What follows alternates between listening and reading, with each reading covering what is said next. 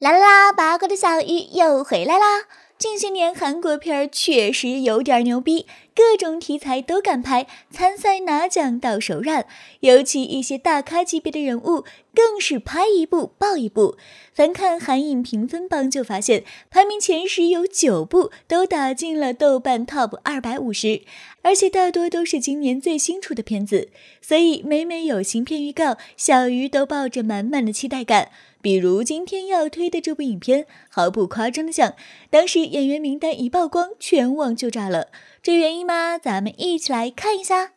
男主李帝勋，一位颜值实力并存的欧巴，他靠建筑学概论斩获无数迷妹。后来主演的《Sinner》被封为神剧，豆瓣高达 9.2。小鱼记得当时在追这剧的时候，那是个废寝忘食啊。这部刚刚播出的《我是遗物整理师》，又是由狂揽了多个演技大奖的欧巴李帝勋主演。当这部剧官宣定档后，不仅粉丝们都纷纷为欧巴欢呼，就连小鱼都又一次入坑了。剧中有一句台词，小鱼至今都记忆犹新：有人死去时，我的工作就开始了。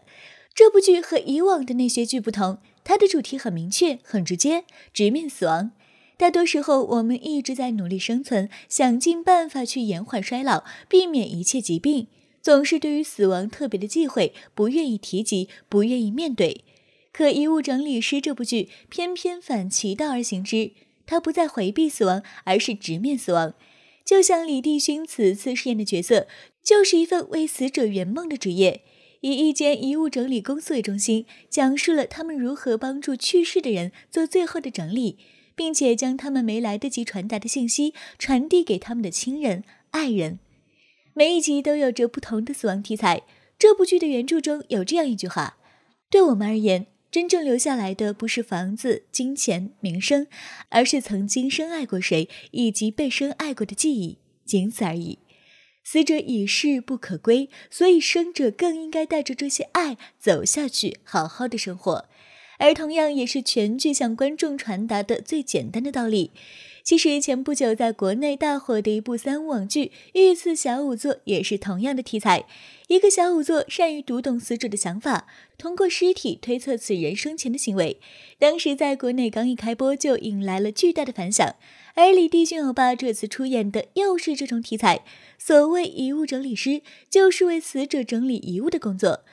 在人们去世之后，通常会有家属来整理遗物，但这个时间往往会有家属来不及，或者悲伤过度，不愿意去清理关于死者的东西，所以就有了这个特殊的行业存在。他们特殊的工作性质，常常会发现很多不为人知的故事。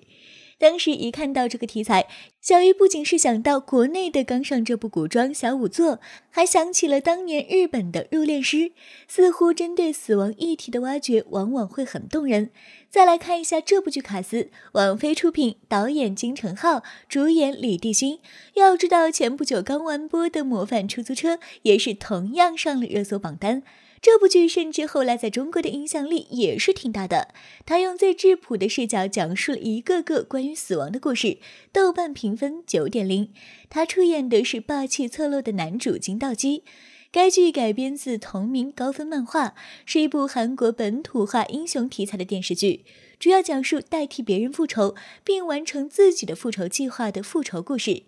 剧中不少案件均以韩国真实罪案改编而成，而剧中彩虹运输几位主角为了帮受害人报仇而用非法方式惩罚那些无法透过法律受制裁的犯人，更是带出了现今法律制度存在不少的漏洞。因此该剧开播以来就受到不少关注，这部剧甚至被观众亲切地认为是新版熔炉。在大结局最后案件入面的原型犯，正是80年代轰动全韩的华城连环杀人案中的真凶。大结局中，在庭上向带他做冤狱20年的男子跪下道歉认错。该剧以 16.6% 的高收视收官，算是画上了圆满句号。但可惜现实中的真凶李春在，因为案件的刑事诉讼期已过，早已因另一杀人案被判终身监禁，无法因连环杀人案受到更重的法律制裁。接着我们来看一下这位演一部剧火一部的欧巴具体有啥魅力吧。1984年，李帝勋出生于韩国首尔特别市，毕业于韩国艺术综合大学演剧院。年少时就对演戏有着一种执念，时常在亲戚好友面前唱歌跳舞。高中时期本想报考电影学院，但因为当时成绩优异，父母反对，无缘于电影学院，最终考入了名门学府高丽大学。可似乎每一个大红的演员内心都会有一个永远打不灭的梦想。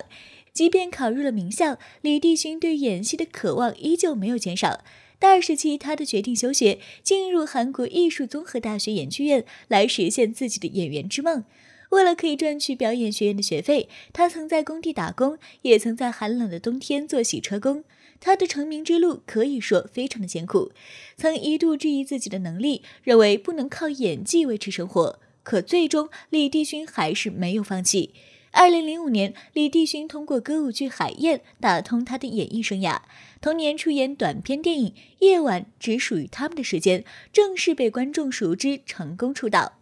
2006至2010年期间，出道后的李帝勋不断出演一些低成本的短片和电影，为了自己的演员之梦，默默地努力着。在他沉寂的这段时间，其实也同样收获到了一些成果。2009年，他与严正宇合作主演的同性恋短片电影《朋友关系》，剧中各种大尺度的名场面和他扎实又大胆的演技，李帝勋这个名字开始受到了关注。2011年可以说是李帝勋真正以一个电影人的身份走进了观众的视野。李帝勋首次主演电影《守望者》，剧中他饰演男主吉泰。凭借该部影片，李帝勋同时获得了韩国电影大钟奖最佳新人电影奖和韩国电影青龙奖最佳新人男演员奖、大韩民国文化演艺大奖最佳新人男演员奖、年度电影奖最佳新人奖。同年，他又出演了战争片《高地战》，